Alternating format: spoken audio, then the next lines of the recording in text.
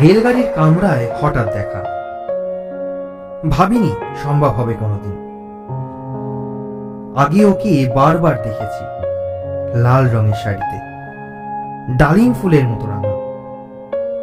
আজ পরেছে কালো রেশমের কাপড়, আঁচল তুলেছে মাথায়, দোলন চাপার মতো চিকন ঘোর মুখখানি ঘিরে।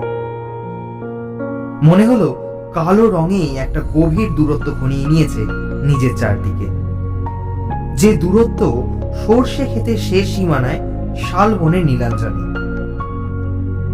থমকে গেল আমার সমস্ত মনটা। চেনা লোককে দেখলেন অচেনার গাম্ভীর্যে।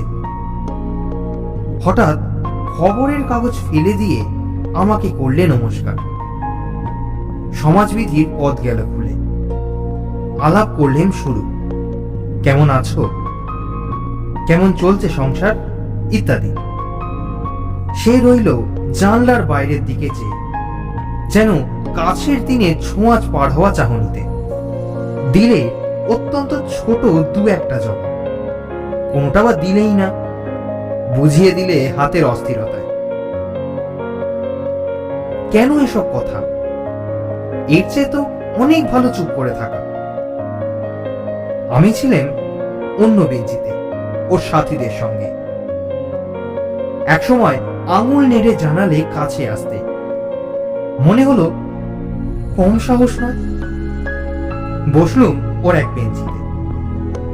গাড়ির আওয়াজের আড়ালে বললে মৃদু স্বরে, কিছু মনে করো না, সময় কোথা সময় নষ্ট করবার। আমাকে নামতে হবে পরের স্টেশনে, দূরে যাবে তুমি, দেখা হবে না আর কোনোদিনই। তাই যে প্রশ্নটার জবাব এতকাল থেমে আছে, শুনবো তোমার মুখ থেকে। সত্য করে বলবে তো? আমি বললাম, বলবো। বাইরের আকাশের দিকে তাকিয়েই শুধ হলো। আমাদের গেছে যে দিন, একেবারেই কি গেছে? কিছুই কি নেই বাকি?